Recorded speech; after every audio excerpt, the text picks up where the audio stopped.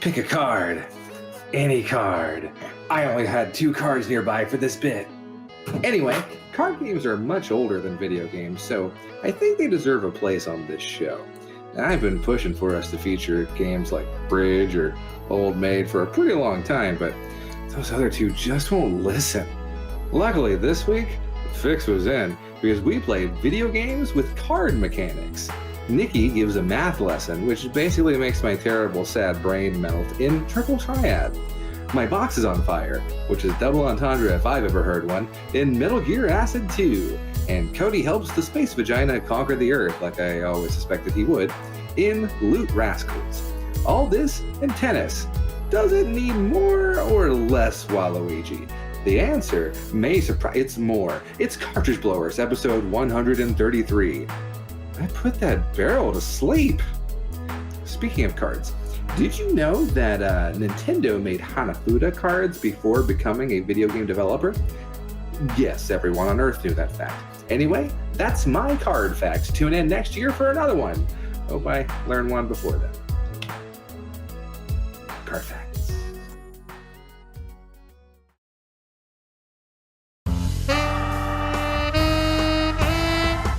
YNIN's Cartridge Blowers, starring Cody Coleman, Nikki Wright, Matt Krua, and no one else.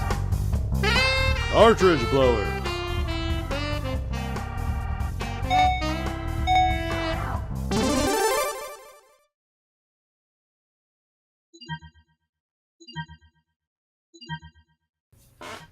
Hello, and welcome to YNIN's Cartridge Blowers, the show where we give video games a second chance to make a first impression. I'm Cody Coleman, and with me, as always, is Nikki Wright. Hey. And Matt Krua. Oh, hello there. Didn't see ya. And right back to me. This is the show where in the second half we play video games based around a theme. And this week, the theme is games that have elements of board games, card games, or game shows in them, which in the little thumbnail probably just says board game games. They're just games. Yeah, they're games. Yeah, they're games that have taken elements or full-on ideas and concepts from board games, card games, or game shows and decided to shove them into the game. So it could be Trivial Pursuit for the NES honor system, or it could be Kingdom Hearts for the Nintendo DS. But Chain of Memories. God, what a good game. Right? You know, I look at that game and I think about all the chains of memories that I have when I journeyed through Agrabah with Hercules and Cloud by my side, and Goofy just he fucked shit up. What a fun game that I didn't play because it's garbage. Yeah, and we didn't play it for the show either. Hell no. Those two things were examples that are not in the show. If you were looking forward to it, sorry. Also, if you were watching us after the fact on YouTube, as you can every other Friday, you can skip ahead to watch us play those games by clicking on the timestamp in the description below. Or if you are watching us live, as you can every other Friday, that isn't a release week, you're just gonna have to listen to us talk, which, you know, too bad. Oh no. Oh no. Why would they do that? I don't know, but they can subscribe or follow in those things in the corner. Yeah, right over there, right in the doobly-doo. Yeah. It's this one or? Oh, you're right. You're right. Yeah. I pointed to both. That's foolish. Yeah. This conversation is terrible. Now I've got to move them. Anyway, so yeah, that's what we got on the docket for this week. But before we get into playing those games, let's talk about games that we played just for funsies. And Matt, I hear you played quite a bit. I did. I've been kind of managing what little time I've had these past couple weeks to get 30 minutes here, an hour there. Yeah. And so I've played a plethora of video games, Cody. Yeah, okay. I've played quite a bit. On top of playing a little bit more Marvel Strike Force, playing some more Donkey Kong Country, Tropical Freeze, and some more Mario 3 Randomizer. I have introduced some new games into my current repertoire. Ah, shit.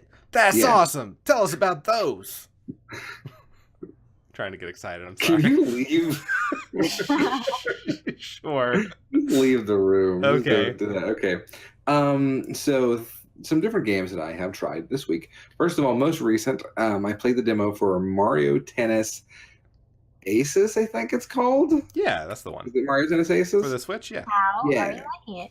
It's pretty good. It is a tennis game. Now, tennis games, of course, have been around since Pong, pretty much. Yeah. The first video game was almost Space War. Pong. That was Space War. Yeah. But if you've played any Mario Tennis games, this one's pretty much on par. But there seem to be a lot of different systems at work. I'm not too far into it. The demo only has offline versus CPU and then the online tournaments. I haven't played online yet. But it seems like a pretty solid tennis game. Yeah. There's lots of different trick shots and goofy shit that can happen because you're playing a Mario game. Supposedly there are power-ups that appear on the screen. I'm not sure if that's a real thing or not. I read that somewhere. Okay. But you have not encountered it thus I have far. not. No. Okay. All I've encountered is basic tennis, which is fine. That's okay. I do enjoy a good tennis video game. I would say of all the sports type video games, tennis is like up there for me. Oh yeah, me too. Absolutely. Like my favorite Dreamcast game is Virtua Tennis. Like Really? it totally is. Oh, Virtua Tennis is amazing. There's so much insane shit that happens in that game. But yeah, so play a little Mario Tennis. So I heard that they have Wii Tennis mode where you can use the Joy-Con like a tennis racket. That is correct. That is in the final version. That is not in the demo. Okay. All the time. Now, pardon, there is some gyroscopic aiming in the demo for some of the special shots. Okay. So, like, you'll build up enough of your energy meter, and then you'll press R button, right? And then you'll go into this special shot in the air where you can then aim. I've been playing handheld, so I've been aiming with the entire system. I'm assuming you can do it with just your Pro controller or however you feel like playing.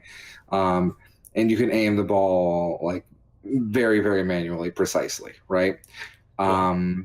There are also special shots that you can do the same thing with if you have your meter full. And the trick with those is if your opponent doesn't block them by using a specific block move, then it breaks their racket. Your rackets have health, and if your rackets run out of health, then you can win a match, or lose a match, rather, by KO. I KO'd someone in tennis today.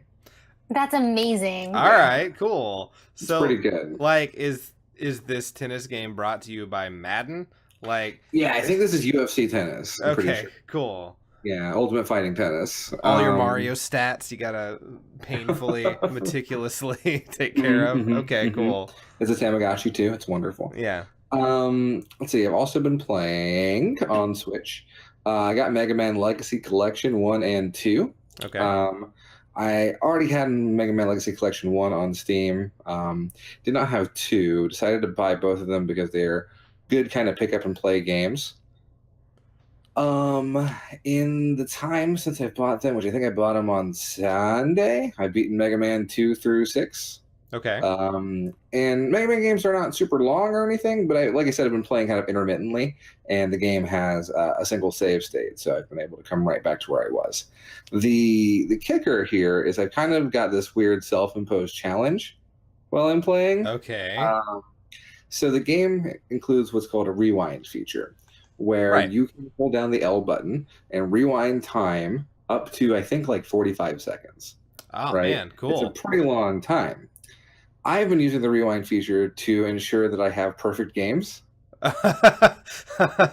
which is tough. Okay, cool. Especially when you have like weird bullet hell bosses like some of the later Mega Man games do have. And so, I'm trying to go through entire games without getting hit once. Holy shit. And what? That's been fun. Like, you would think the rewind feature would make the game easier, but it's definitely made the game harder. It's definitely made it so much harder. But I love it. It's really fun. And like I said, I'm done with 2 through 6. I'm going to go do 1, which is my least favorite Mega Man game. Yeah, fair enough. Before moving to the second collection, which has 7, 8, 9, and 10. I don't know if that one has the rewind feature. That may be specific to the NES games in the first collection, but we'll see. So, in that case, you're just gonna have to turn it off after you get it. Yeah. Well, then I'll just have to beat Mega Man 7, which is the only Mega Man game I've never beaten. I'll have to just beat that regularly. Ah, shit. All right, cool. But yeah, it's a really good collection of classic video games with a lot of archived stuff, like pictures of boxes from both the American and Famicom version, tire instruction manuals, concept art, stuff like that. And then like special challenge modes, which are like remix levels that give you powers from all 6 different games. Oh, that's cool. Yeah, it's really neat. I like I'm looking forward to the Mega Man X collection, which has a challenge mode wherein you fight 2 bosses at once. What? Yeah, look up the trailer for that one. It's kind of neat. That's cool. And then the last game I've been playing is I picked up a game for Xbox One. Okay. Hear me out. Is this your first one? Yes. Okay. Because Wow. How long have you had your Xbox One? I don't own one. So the trick is this is an Xbox One Play Anywhere game. Oh. And what those are games that are also cross-compatible with Windows 10. So I bought State of Decay 2. Okay. Which is the sequel to State of Decay, which is a game that was an Xbox Live Arcade title like 5 or 6 years ago that I really, really enjoyed. It's basically a zombie apocalypse sandbox game with an emphasis on base building and community management. So it's kind of like The Sims, but then you have to stop playing The Sims every once in a while because there's not enough food, and go out there and slay zombies for a while. This is a nice mini game to The Sims. Right. It's the State of Decay 2 is a graphical upgrade from the first one. The UI is a lot better. But other than that, it's pretty much the same game. I mean, obviously new maps and scenarios and stuff. The cool thing about it is kind of emergent gameplay because everything is kind of random. Okay. You can even roll random characters when you start the game and start in one of 3 maps. And you basically have to find a base to live in, build structures within that base, focus on what can make your people happy. Do you have people who have certain skills that can make your base better? For instance, I have a guy who's a gardener, and so I should probably build a garden so that we have food coming in on daily basis. But since I don't have anyone who's a craftsman, then I can't like build weapon modifications and stuff like that. And so I got to go find people and recruit them. And maybe I never find them because the game is random, or I'll buy skill books. There's all kinds of stuff. There are special types of zombies to fight. You have to keep morale up, or people will just fucking fight each other to the death. Oh God. There, you can actually get infected, and you have to then craft a cure for the blood plague. That's a fun name. Nice. And if you don't cure the blood plague, then your person who might be sitting at home turns into a zombie and just eats your entire community. Ah, cool. That's not great. The game is, I don't know. It's definitely not realistic, which is fine. But like in a good way. I would say the highlight is the vehicles, just like in the first one, wherein I can, I'm driving my car. I can press the X button to open my driver's side door and just mow down an entire horde of the Walking Dead. The one major true difference with this one is it has online multiplayer for up to 4 players at once. So I did a little online with some people that were on my Xbox Live friends list that I haven't played any video games with since like 2009. And they joined my game, and I'm like, hey, how's it going? We used to play Left 4 Dead together like every single night. What's going on? And he's like, nothing much. Let's catch up. We caught up, and then we played this game, and it was really fun. Your friend still has Xbox Live. Well, they kept up with an Xbox One. I didn't. Fair enough. Yeah. Right on. Cool. Well, but yeah, it's a $30 game. That's not bad. A lot of the reviews talk about how buggy it is. The bug they just dropped a huge bug fix tonight that fixed a lot of stuff. Nice. And honestly, some of the jankiness is what I find the most charming. The fact that they have a zombie called the Juggernaut that is really huge, and if he punches your cars and it sends you flying like 30 feet in the air, that's hilarious. That's a good bug. It's like the fucking EDF bugs where you're flying across the entire map. Exactly. Yeah. Like I had a bug where my lady fell underground. Yeah. And like that's fine. That's funny. Yeah. I laughed at that. And the game doesn't take itself very seriously. Even on top of that, you can find some survivors with skills that are highly negative.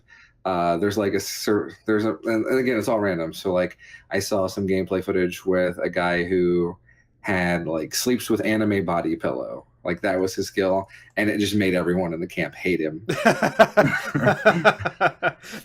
Cool.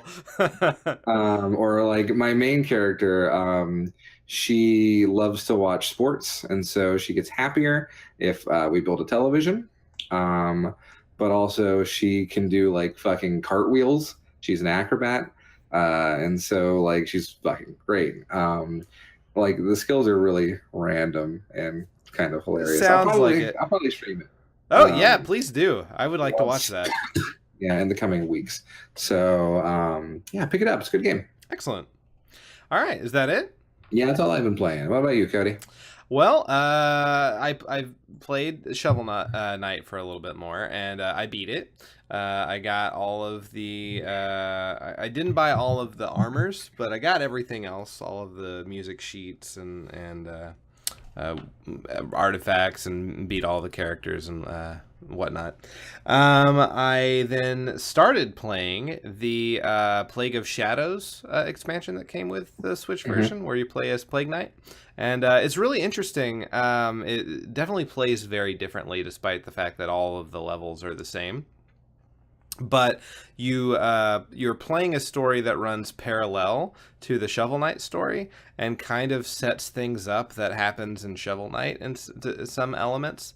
There's also a weird love story that's going on, sort of as a side thing, with this weird Birdman. But yeah, it's really interesting. It's fun. And isn't he like in love with the item shop owner lady? The lady who so there's the potions or whatever. The potion lady, yeah. She is, I guess, spoiler. She is his assistant, and he's in love with her. Unlike the Shovel Knight, you can't choose the gender of every character of the game, where I basically played Shovel Knight with everybody as ladies. You can't do that in Plague of Shadows. That part has been removed. I don't know why, but they did. So I'm interested to play the one where you play as King Knight and Spectre Knight. Those sound fun. I've heard Spectre Knight is maybe the best really? one. Cool. I haven't played that one yet. Yeah. But I wonder if that runs parallel as well. I guess it does. It's how they don't have to design new worlds. But right. But yeah. So I've been playing that, and then I also have been playing a mobile game called Soda Dungeon, where you run a tavern that serves soda, and you buy different sodas to attract more powerful heroes that come to your tavern. And then you hire those heroes to go into the dungeon to get more money, so that you can buy better sodas to hire new heroes to go into the dungeon to get more money to hire new heroes. And it's kind of an endless cycle that, whenever I say it out loud, makes the entire game sound pointless. But I kind of like it. It's kind of fun. Even though when you go into the dungeon to battle, you can make everything entirely automated if you want to. And I have done that from time to time when I'm getting tired. I'm like, I don't feel like actually playing this game. Let it play itself and get me money. So, yeah. So, yeah, Soda Dungeon for Android and probably iOS. I don't know. But it's fun. If not simple. And that those three things are really all I've been playing. And Nikki said she has not played anything this week, so let's move on. We have a little bit of time. Let's touch on the two things coming out that we feel are worth talking about in the next 2 weeks.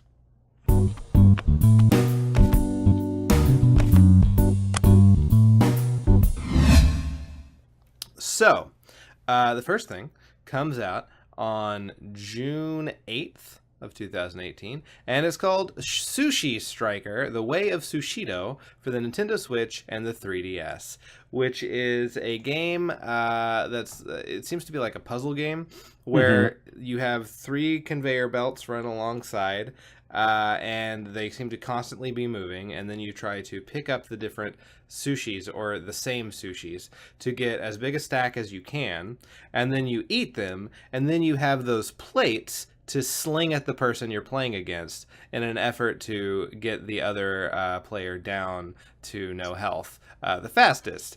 And it's a pretty simple puzzle idea. It's like match 3, basically. It's kind of, but you can match as many as you want. But yeah, that's kind of the idea. And then like the story is sushi has become outlawed, so you must now fight for the freedom of sushi by gathering all of the sushi so that you can. It's like Fahrenheit 451 Sushi Edition, and that's sort of the plot behind this game that probably didn't need a plot, because it's really just kind of sounds like a glorified mobile game, and those don't need stories. Sure. But yeah, so there's that. And then in June 22nd, 2018, we have the game we talked about in depth at the beginning, Mario Tennis Aces for the Nintendo Switch. And like the roster leaked for that game, and it's weird, man. Like, yeah, man. Chain Chomp is included. That guy doesn't have hands. I mean, Boo barely has hands. He has flippers that can grip. I guess Chain Chomp has a chain. But he's also like not tangible. That's true. Right, exactly. That's true.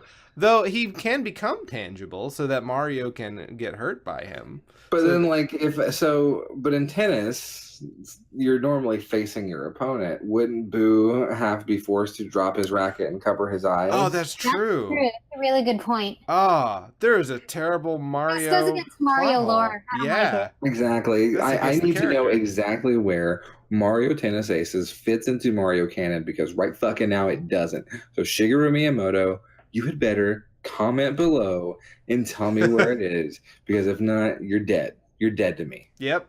That very I'm done. precise I will Mario never play another timeline Mario. that existed I will never before play now. another Zelda. I mean, listen, I know there's 3 different Mario timelines. We know it's split after Ocarina of Time.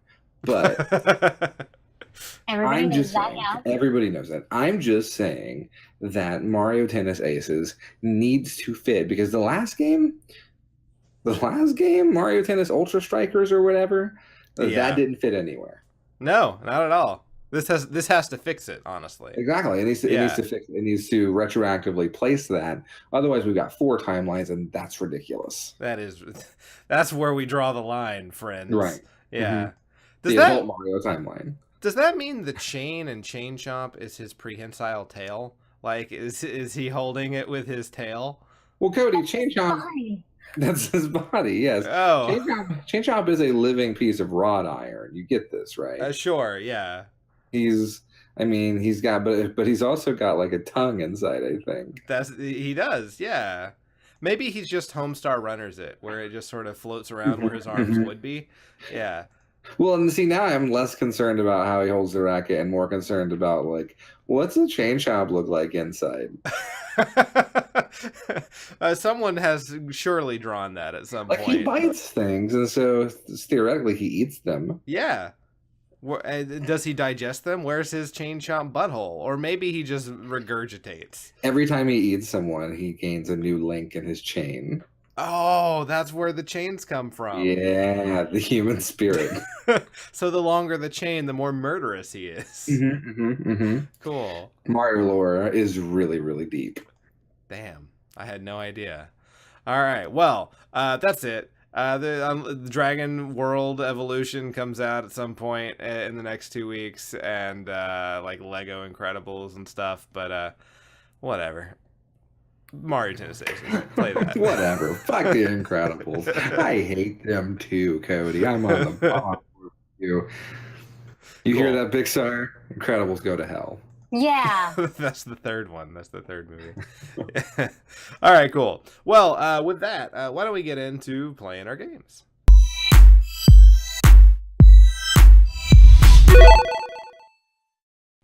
Let's do it. Da-da-da-da. Nice.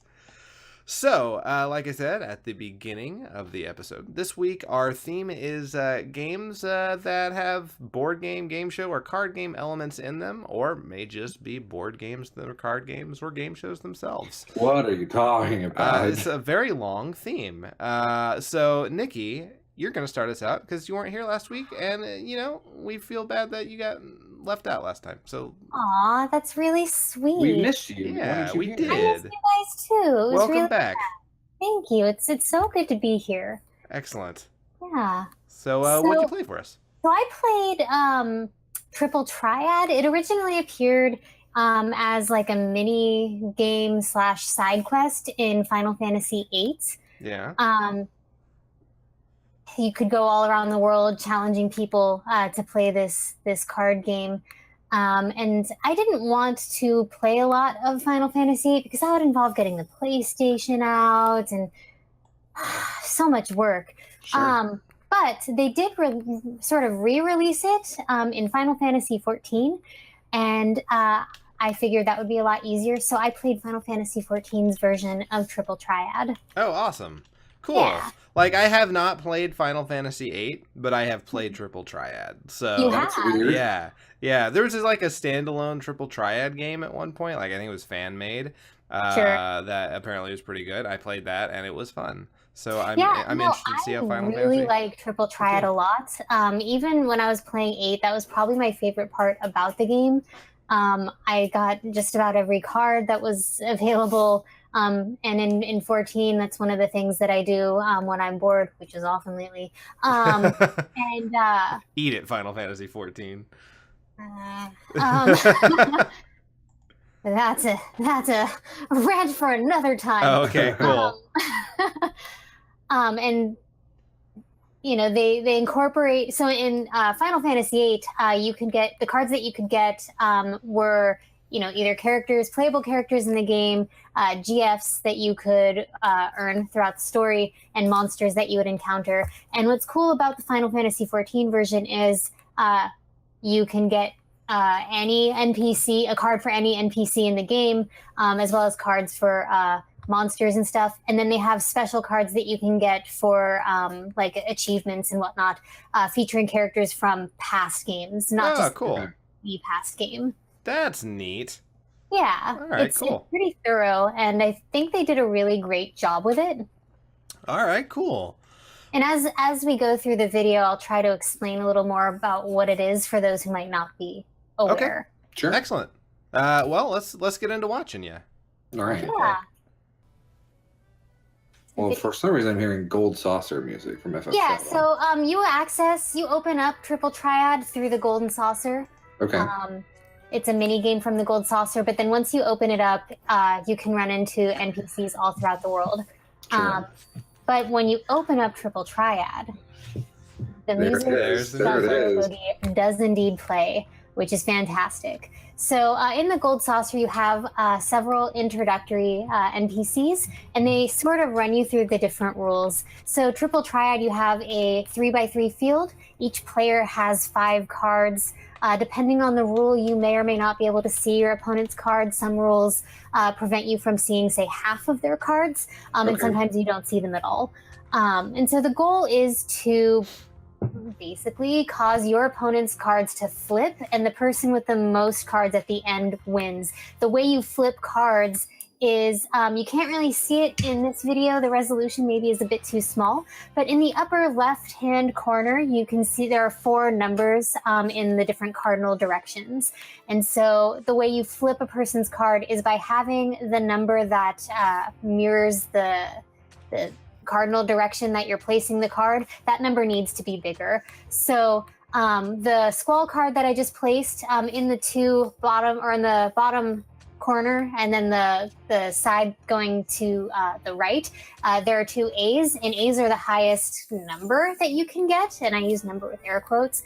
And so anything I would put next to that would flip over because A is the highest. Like I did fail numbers in school, but I'm pretty sure A is a letter. A is not a number, like I said, air quotes. That's their way of using 10 instead of using digits. They just use A. It's like an ace in cards. Okay. Regular cards, yeah. So it's a 1 or a 10 or an 11. It's just a 10. It's just a 10. Okay. So this person this NPC has only 3 cards open, and there's a rule here called plus. And the way plus works is if there are 2 cards, and I just got it right there. If there are 2 cards, and the numbers in the cardinal direction that match the numbers where I'm placing the card add up to the same number, both cards will flip if I don't own them. So in that instance, I matched 8 and 3 for 11, and then the ace and the 1 for 11. And so it caused that chocobo card at the bottom to flip. Wow. There is a fun thing, we don't see it in this video, but like if the chocobo card had been next to something else and the chocobo card's numbers were higher to the thing that was next to it, it would combo and it would continue to flip subsequent cards, which is a really frustrating way to lose a game. I would imagine. Hi Boston Swanboat. This is Triple Triad from Final Fantasy VIII, but in Final Fantasy XIV. So are you playing other players or NPCs? No, I'm playing NPCs. You can play other players. Okay. But it's just sometimes difficult to find people who want to play. So in this particular version of the rule set, we have a rule called ascending. And so anytime you play a card with an element associated with it, and the elements are in the upper right-hand corner, they may not be included on all cards, only some cards have elements. But when an element is played, the values of the numbers on the cards increase. So it can be very difficult to win a game, especially if your opponent has high-level cards to begin with, because that 6 might very quickly turn into a 12, which kind of adds a whole different element of math and shit to think about. Ascension is my least favorite, and then matched only by descension, which does exactly the same thing, but, opposite. Yeah. This mode is called Order. Typically, when you play Triple Triad, you can choose whatever card you want to be played on the field. But in the Order rule set, you must play your cards in the order that you have them laid out. That sucks. It does. It can suck. I will say that Order doesn't bother me as much as a rule set called Chaos, which the system selects which card will go next for you. Which really sucks because it takes kind of the planning element. You're not fully out of it, but slightly out of it. This is King Elmer. Are you ready for King Elmer? He's the guy who's supposed to be really difficult when you are trying to go through like the tutorial of the Golden Saucer. And to be fair, he is a little bit difficult. I actually played several matches against him, but I edited them out just for the sake of time. Sure. He also has the plus rule. In the Golden Saucer, there aren't too many variations that you will see. There is a variation called Same, and that one is less complicated than plus. Both numbers on either side have to match in order for the card to flip. And so that can be fun. I'm going to play somebody else after King Elmer. I'm going to travel to another location in the game. Okay. And we're going to have a rule called Fallen Ace, which is actually a really interesting rule. So like I mentioned before, I have the Squall card, and he has 2 aces on the east side of his card and the south side of his card, or in the south direction. Fallen Ace means that a 1 can flip it over, which is kind of awesome, because if you have someone with really awesome cards and you have maybe some cards that have questionable values, you have a really good chance of winning. There's so much going on here. This is it's an in-depth game. I'm into it. It is. And what's the interesting thing about the 14 version is you only have 30 seconds to take your turn. I like that, though. Whoa, cool. So And I mean, that makes sense because, if you play like a real person, they could just get up and be like, haha, fuck Sure. you, you're going to quit and forfeit. Right. So that sort of prevents that from happening. Cool. But, when you're trying to do math for like figuring out where a plus might work out, 30 seconds might not be enough time if you're trying to think of like, several different placements. So now I'm flying on my magical horse. Sure, of course. That makes sense. This horse is badass. Honestly, it kind of is. So can you challenge anyone in the game at any time, or do you have to be in certain places? So it's not every NPC that you can challenge. There are specific NPCs throughout the game where they have that little card symbol over their head. And those are the NPCs that you can challenge. But you could go up to any person, and if they've unlocked Triple Triad, you can select them and open the sub-menu and, say, I want Like other players, you mean? Oh, yeah, absolutely. Okay. I like how that guy, he said, please don't, before you kill me, let's play Triple Triad. Right. Everybody has some ridiculous flavor text, which is really fun. Like, there was a depressed person, and they were like, I don't really have much to live for. But I guess I could play one round of Triple Triad to keep me going. Before I end it all. Before I jump off this bridge, yeah. There's the fallen ace, I see. There's the fallen ace. There's another mode called reverse, and rather than it functions pretty much the exact same way as standard Triple Triad, except your goal is to have the lower number. So it's like golf rules Triple Triad. It's having all of these rules sort of make it really interesting because standard Triple Triad is really fun, but once you add all of these extra elements, it creates different challenges and different ways to think about the numbers. Another mode is called Sudden Death. It is possible to draw. I feel like I've drawn in this video, or I will be soon. And if you draw, what happens is it forces you to go again, and any cards that you've surrendered during the game goes to your opponent and vice versa. Oh my. So it sort of forces you to really think a bit about, oh, well, now I've got these cards to deal with. How do I want to use them? Sure. So it seems when you beat an NPC, you gain gil, correct? So not quite. So the Golden Saucer has its own form of currency called MGP, and I forget what MGP stands for, so I apologize. But it's not so much gil, but you get this other currency where you can buy, fun prizes, kind of like tokens at Dave & Buster's or something. Yeah. Cool. You can get other Triple Triad cards. I think I mentioned off show, like in Final Fantasy VIII, when you won or lost a game, you would select a card from your opponent to go into your inventory. They don't do that in Final Fantasy XIV. Instead, you have a random chance of having a card drop to your inventory. And so that can be really great because, hey, free stuff, but sometimes the drop rates are extremely low. So getting like really cool cards can be a pain in the ass. So were all those cards that you were playing with ones that you have painstakingly gotten throughout the years, or? Some of them are, yes. Okay. The others, like they'll give you a booster pack for unlocking it, so you have like, very basic cards to start with. And then as you play NPCs, some have higher drop rates. So it's like, oh, this middle of the road card, yeah, just about 1 out of every 2 times you play, it's going to drop, no big deal. But cool. The cards that I'm playing with in my recommended deck are cards that definitely took some time to get. And you can get cards through achievements and whatnot too. So like the Squall card I got because I beat like 60 different NPCs or something. So nice. Yeah. Nice. That's cool. Yeah, it's pretty fun. I really enjoy it. I'd love to. I don't like at FanFest 2 years ago. They gave out a pack of Triple Triad cards to everybody who attended. I wish I had them with me. They're actually really nice quality. But I wish they would release more cards because I think it would be a lot of fun. Sure. Yeah, I know people who really like Triple Triad a lot. It seems like you could make some pretty good money just manufacturing these, these things. So, yeah. Well, right on. Cool. Anything else you would like to say before we move on? I like Triple Triad, man. Nice. Matt, what do you play? All right. So I played a PSP game by the name of Metal Gear Action Squared. Awesome. That's the technical term.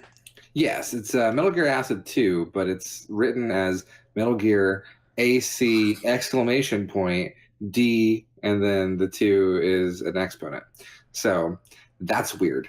Okay. It's a handheld offshoot of the Metal Gear Solid series that takes place in sort of an alternate continuity where you play as Solid Snake and you're doing this weird sort of, I guess, Cold War-esque mission, though it's not really set in any specific time frame, it seems.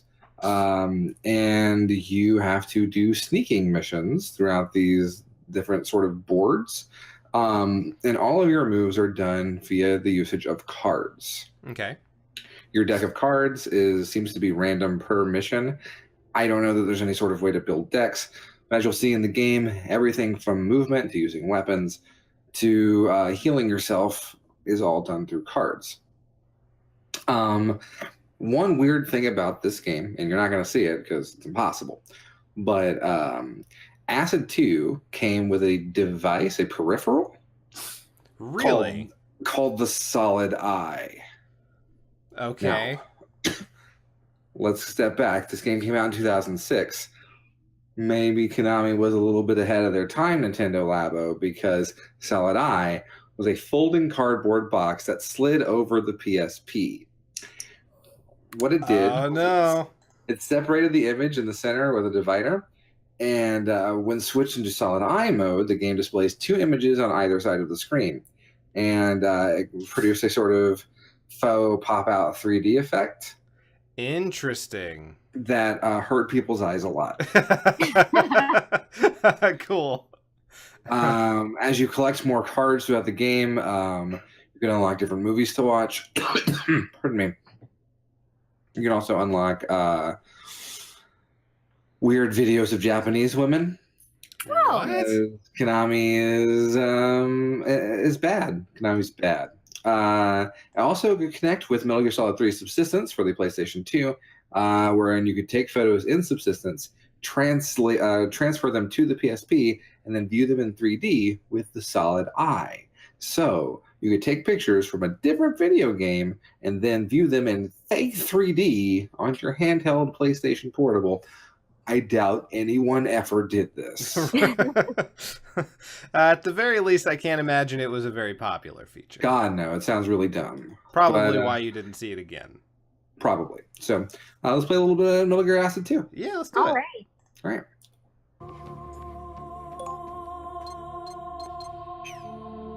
So right near the front, we're going to load up a brand new game. You see right away it's trying to get me to get data, but screw that. Let's go right into this weird tutorial. So this is a weird virtual tutorial mission thing where I'm in some kind of, I think I'm in an AHA video. And it's telling me exactly what to do. So it's going to bring up different menus. I have to use the up and down button, press the circle button to confirm choices, and use a move to spend cards to move in that direction. So I cut out about 20 minutes of tutorial. You're going to see just the first tutorial mission here, just so you can get kind of a feel for it. So I've got all these cards. I say move. So I press move. I've selected a move action. I have 4 spaces I can move. And I move those 4 spaces. Ta-da! It's pretty easy. That's yeah, real intense gameplay. Right? I get to play 2 cards per turn. When my turn ends, enemies will get turns. There are, of course, no enemies in this tutorial mission. Except for maybe that guy with the helmet and the wrench in the AHA video. He might show up. I'm not sure.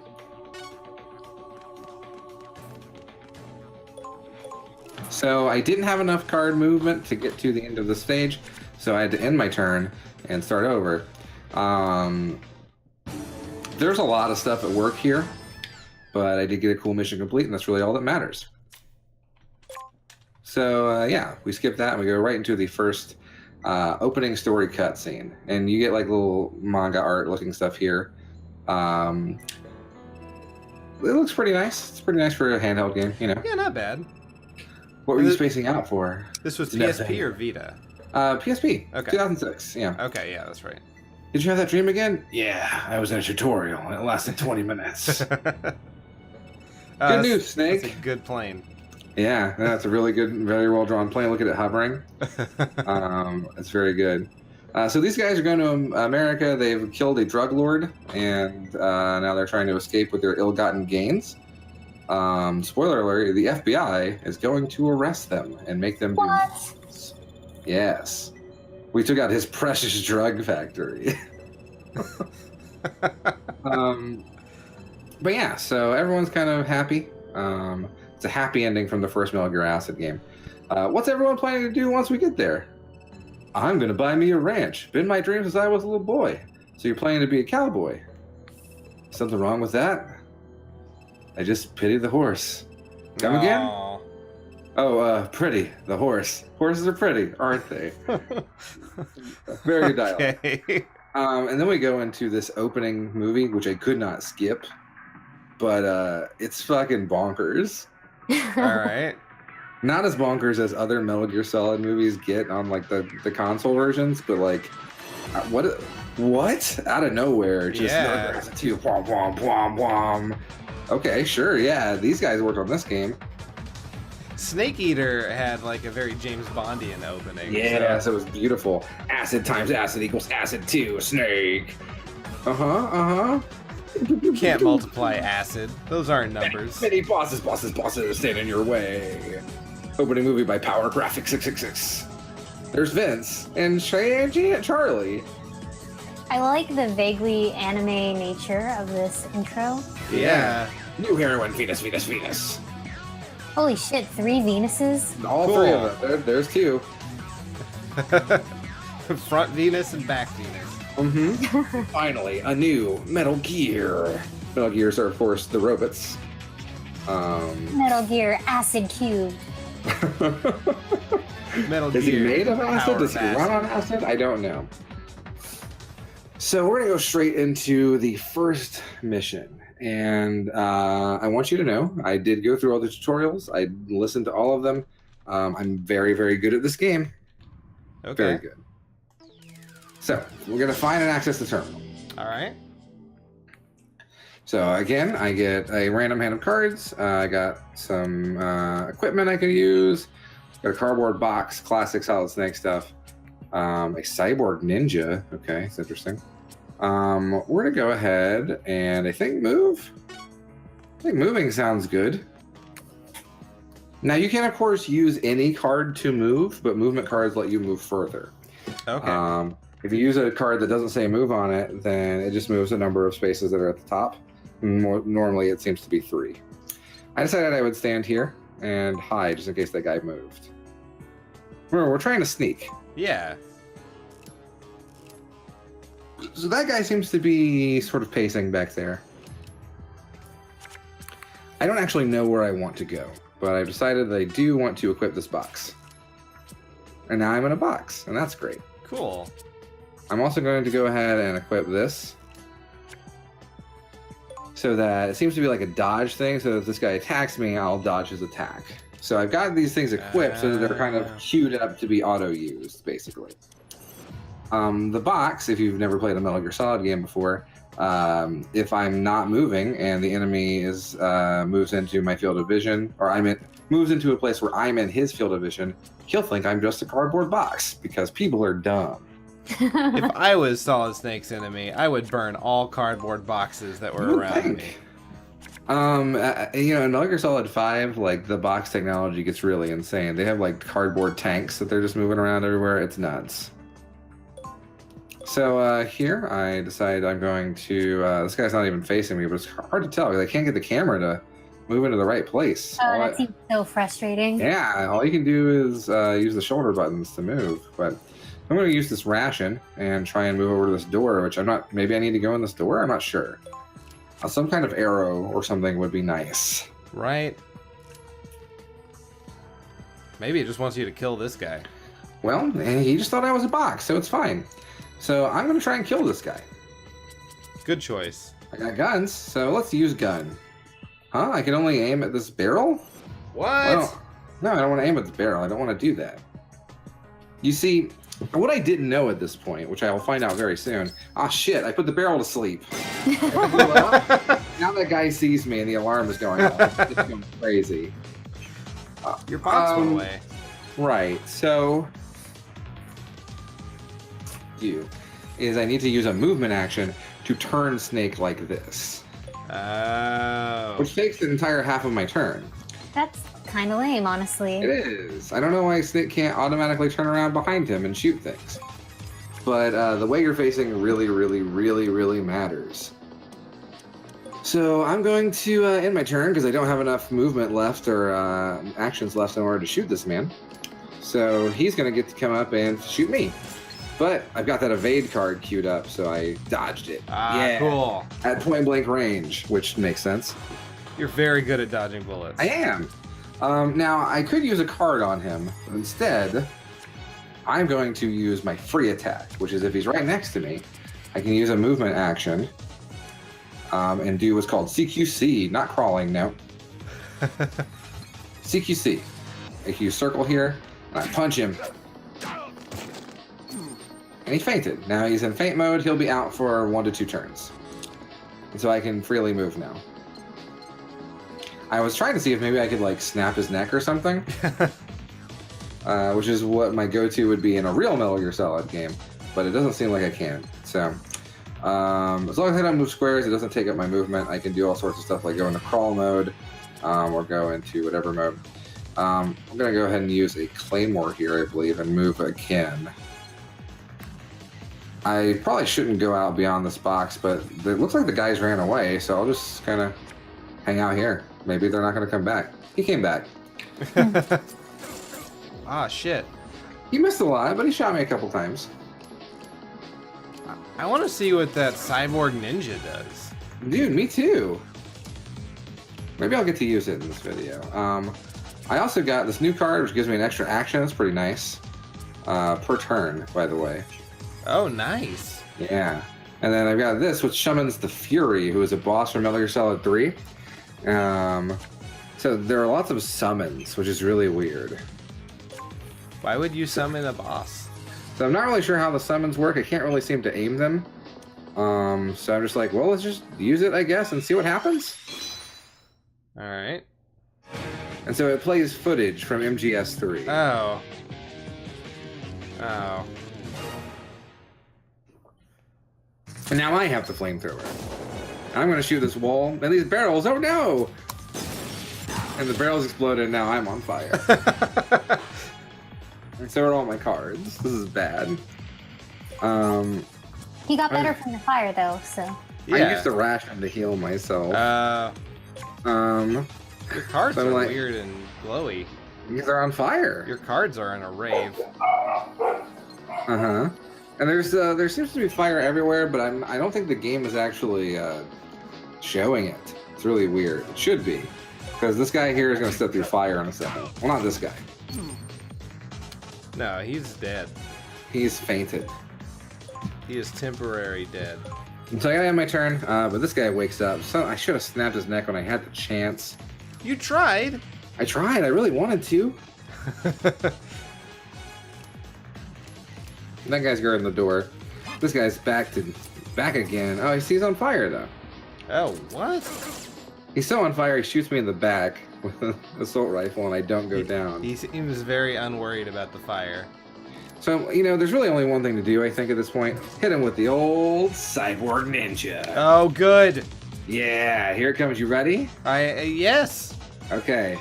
Kya, high frequency blade. And the game crashed. So... Oh, no.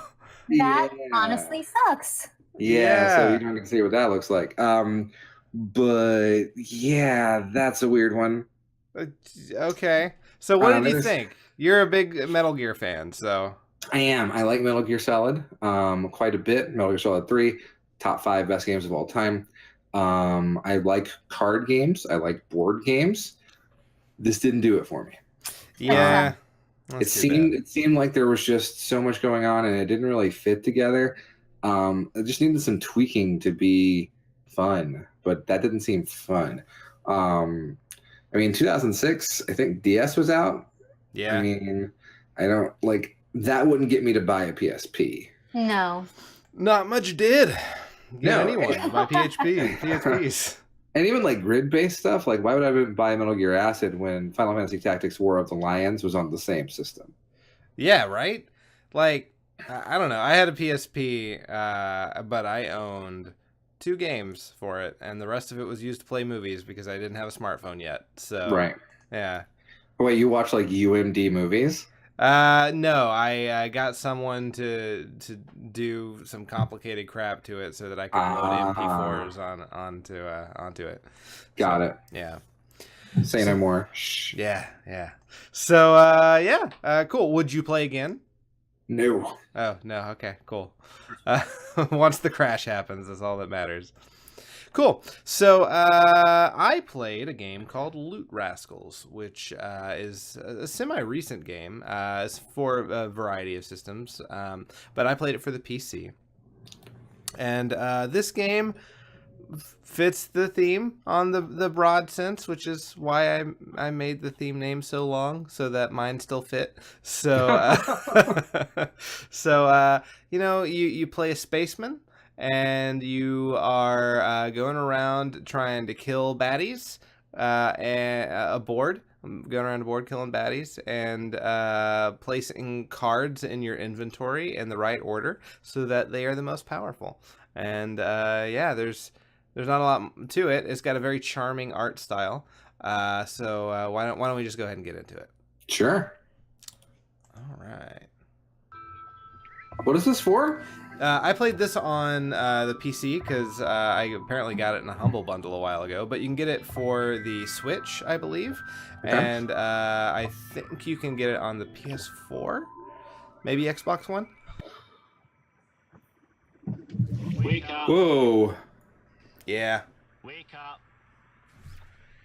Gonna wake up. All right. What? Yeah. So my little teapot-headed friend is going to tell me the point of the game. On your way to the site of a new outer space holiday camp, where the medical substance liquid anything. All right. This is an interesting art style. It is. Yeah. I feel like I'm watching like a Rocky and Bullwinkle cartoon. Kinda. Yes. That was one of the things I kept thinking too. However, we've lost contact. So we lost contact of the berry unit, Okay. which is putting liquid anything into the ground. So I gotta Fine go get berry. it. Yeah. So I faded ahead, but so I'm gonna go And into then the it dome. turned into fucking Katamari. Whoa. Yeah, right? It looks very Katamari-like. So right now we're just kind of going through the world, but we'll get into the game in just a minute. Yeah, I decided against the practice deck here. Sure. Smart. Yeah. I don't want to practice. I already did the tutorial, which I cut out, so.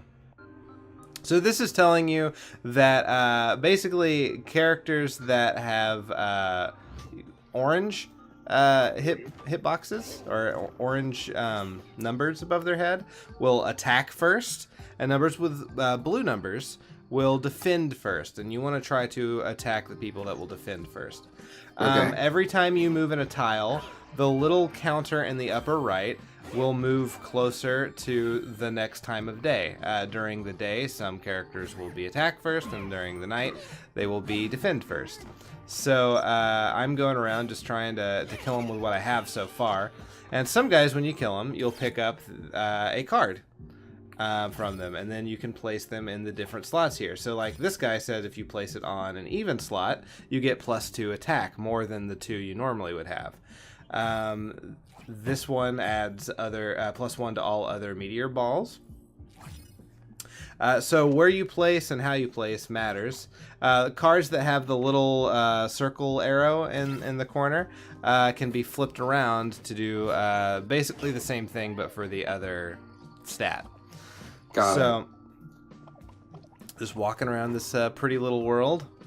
So do your stats change at night? They don't. Basically, it really depends on. It really just controls the enemies. I imagine later on you'll get cards that will react differently depending on the time of day. I don't get that far.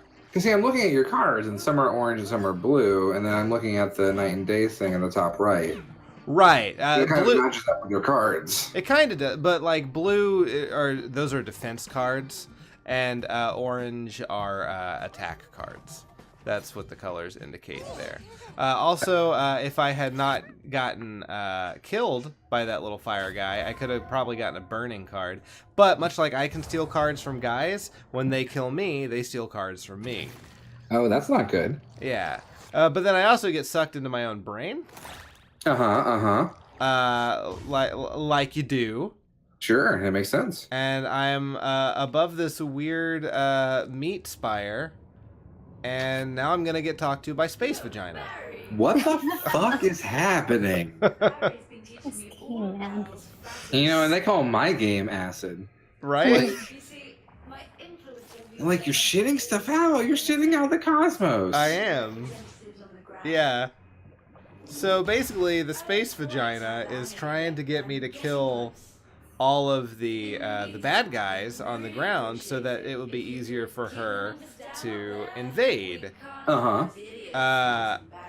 Yeah. So she's captured Barry using his liquid anything, and she wants to use all that to invade the Earth. But she can't do that while there are all those monsters all over the place. So she will continue to bring you back to life every single time you die, but you don't get to keep your cards. Well, that sucks. Is there a way to save your cards? Not yet. Later on in the game, I believe you get that ability, but there's a I don't have to. below or somewhere, or it's going to keep bringing us back to life as long as we kill the aliens around here. But what I'm thinking is, we find the big Barry head and fly it home ourselves without that thing below, obviously. So let's get. I like this guy. Yeah, he's fun.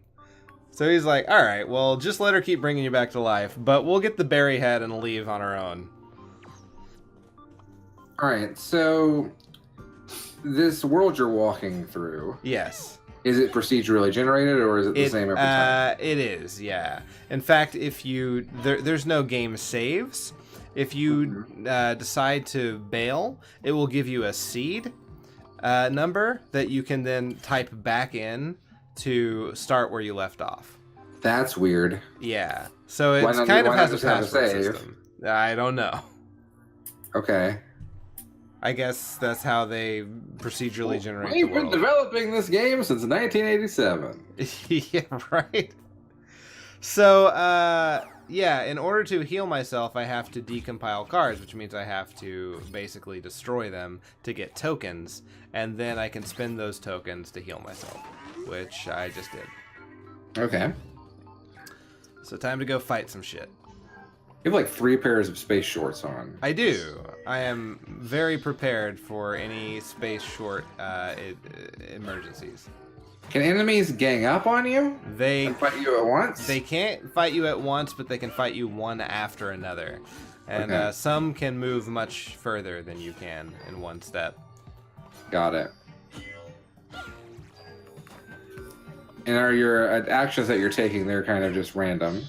I'm trying to get away from them, sure. But they're real good at making sure I can't get away from them. And if I step on these little platforms, it generates more robots, which I have now found out. And that's not good. There's already too fucking many of them.